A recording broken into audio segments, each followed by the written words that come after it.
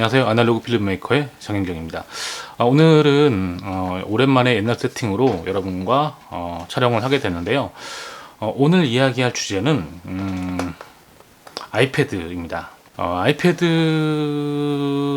수많은 유튜버들이, 특히 IT 유튜버들이 많이 리뷰하기 좋아하시는 아주 좋은 주제이기도 하죠. 제가 최근에 아이패드를 구매를 했어요. 그래서 이 아이패드에 대한 이야기를 영상 제작자의 입장에서 한번 리뷰해보고 싶다라는 생각이 좀 들었습니다.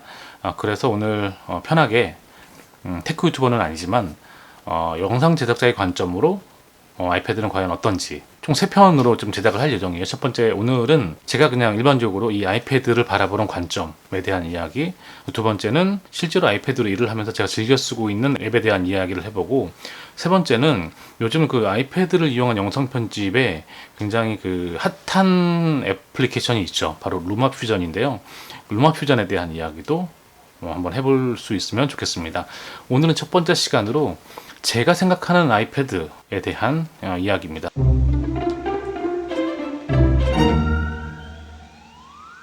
아이패드는 제가 구매를 한 이유는 이전에 쓰고 있던 안드로이드 탭이 고장이 나서 새로운 걸 구입해야 되겠다. 그래서 제가 구입한 아이패드는 아이패드 6세대 LTE 버전입니다. 네, 9.7인치죠. 그리고 애플 펜슬 이렇게 구입을 해서 한 달 정도 제가 지금 사용을 해봤습니다. 제가 아이패드 프로 3를 사지 않고 아이패드 6세대를 산 이유에 대해서도 간략하게 좀 말씀을 드리겠습니다.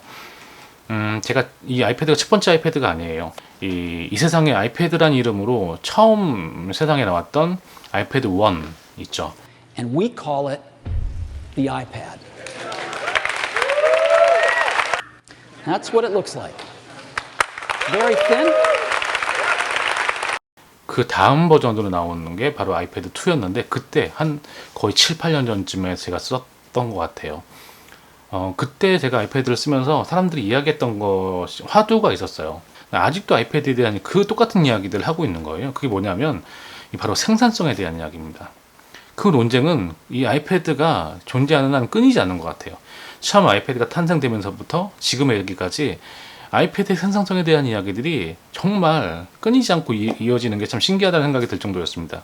왜 아이패드에 대한 생산성이 계속 화두가 되고 있는 걸까요? 저는 두 가지 이유라고 생각이 듭니다. 이 아이패드가 가지고 있는 하드웨어와 소프트웨어. 하드웨어는 여러분 잘 아시다시피 노트북의 랩탑 PC의 외형을 가지고 있어요. 당연히 랩탑 PC가 하고 있는 수준의 생산성을 기대하게 되는 것이죠. 하지만 아이패드가 가지고 있는 OS는 iOS라는 거죠. iOS는 바로 아이폰이 가지고 있는 앱이죠. 휴대폰을 가지고는 아무도 생산성에 대해 논쟁을 벌이지 않습니다. 그걸로 생산적인 일을 할 수 있죠. 전화, 업무적인 일, 간단한 스케줄링. 하지만 기본적으로 휴대폰은 어느 정도의 소비를 위해 만들어진 기기고, 거기에 들어가 있는 iOS가 아이패드에 있다는 것은 이 아이패드 역시 아주 전향적인 생산성을 발휘하기에는 한계가 있다는 것입니다. 그럼에도 불구하고 생산성에 대한 이야기를 하는 이유는 이것들이 가지고 있는 큰 스크린과 성능 때문인 것 같아요. 제 주변에 아이패드를 구입하시는 분들이 있는데, 그런 분들이 가지고 있는 공통적인 특성은 왠지 이걸로 노트 필기를 해야 될 것 같고, 회의 때 참석을 해서 여기서 스케줄링 관리를 해야 될 것 같고, 이런 것들이죠. 그렇죠? 뭔가 생산적인 일을 해야 할 것 같은, 왠지 그런 느낌을 주는 게 이 아이패드인 거죠. 그러면 아이패드의 생산성에 대한 논쟁은 언제 종집을 주느냐? 바로 아이패드의 맥OS가 이식이 되는 순간이라고 생각이 듭니다. 하지만 애플은 절대 이 아이패드에 맥OS를 넣어주지 않겠죠. 만약 그런 일이 벌어진다면 팀킬이죠. 팀킬. 맥북과 맥북 에어를 전혀 살 이유가 없어지는, 그렇기 때문에 이 논쟁은 당분간 끊임없이 지속이 될 것이다. 애플은 이 아이패드의 생산성에 대한 논쟁에 종지부를 찍기 위해서 맥OS는 넣어주지 않겠죠. 그러면 어떻게 생산성에 대해서 강화를 시킬 것이냐? 애플이 선택한 것은 이 기기의 성능을 계속 증대시키는 거라고 생각이 들어요. 맥OS를 넣어줌으로써 각각의 기기 간의 팀킬이 이루어지진 않았지만 이 성능을 어마어마하게 빵빵하게 만들므로써 이 가격의 팀킬이 이번 버전에서 벌써 일어나기 시작했죠. 웬만큼 비싼 아이패드 프로 3를 사게 되면 맥북 에어의 가격을 뛰어넘는 네, 그런 일이 벌어지게 됩니다. 이게 불가피한 선택이라고 생각이 들어요. 맥 OS는 절대로 넣어줄 수 없기 때문에 가격의 팀킬은 불가피한 애플의 선택이었다. 저는 이렇게 생각을 합니다.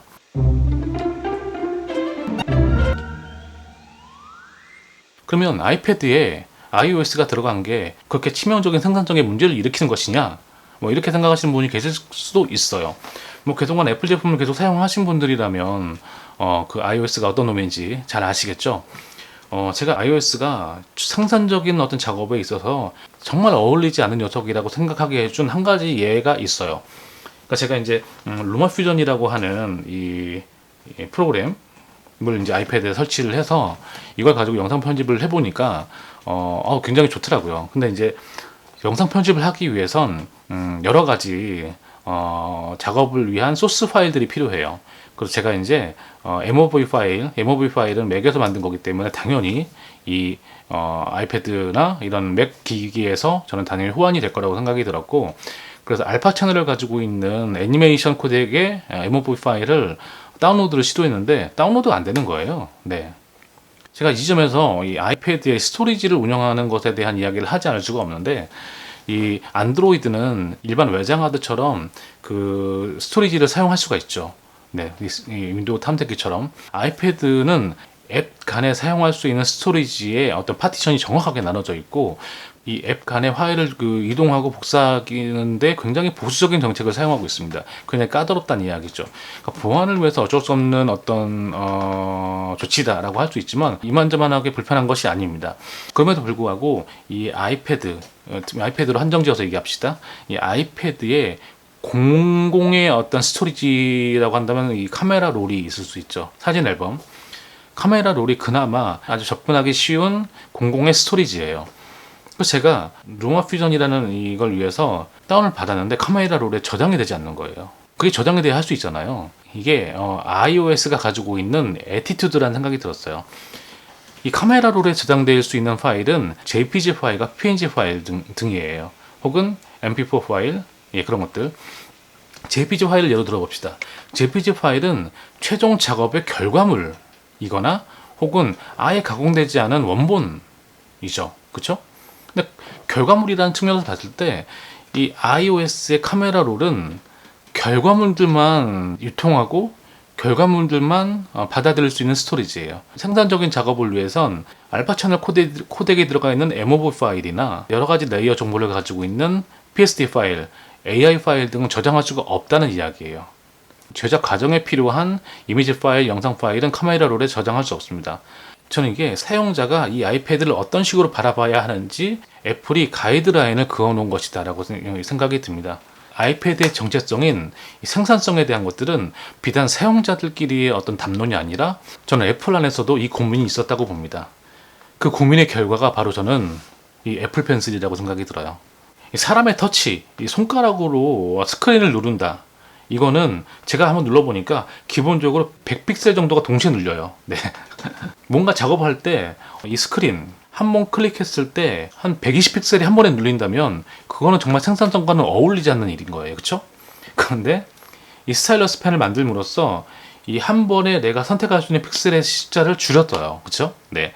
그리고 이것들을 아이패드만 적용시켰다는 것이죠.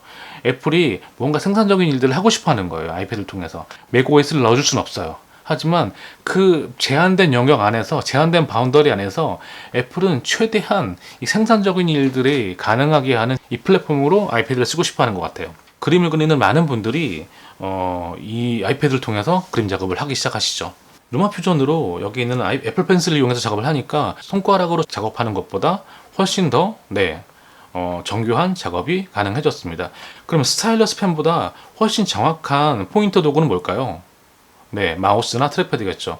마우스나 트랙패드가 여기 있는 아이패드에 적용이 될까요? 한번 지켜보도록 하시죠. 자, 근데 저는 굉장히 이게 애플이 이 생산성을 개선시키는 방식으로 궁극적인 해결인 맥OS를 넣어주는 것을 하지 않는 대신에 그들이 취하는 이 생산성의 확장은 스타일러스 펜을 넣어준다든지 혹은 이 기기의 성능을 어마무시하게 괴물로 만들어버린다는 거예요.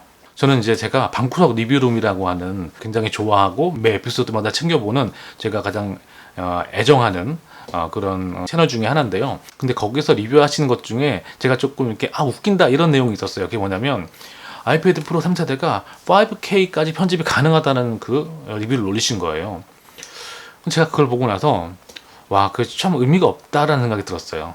그러니까 지금 제가 이 4K가 나온 지가 꽤 됐잖아요. 하지만 현직에서는 아직 클라이언트들이 4K를 받아들일 준비가 전 안 된 것 같아요. 상당수의 클라이언트들이. 그래서 여전히 영상 편집자들은 이 FHD로 최종 아웃풋을 뽑아낸다고 저는 생각하거든요. 아직도 4K를 현직에서 본격적으로 작업하지 않는데 이 아이패드 프로 3세대가 5K 편집을 한다는 게 도대체 무슨 의미일까라는 생각이 드는 거죠.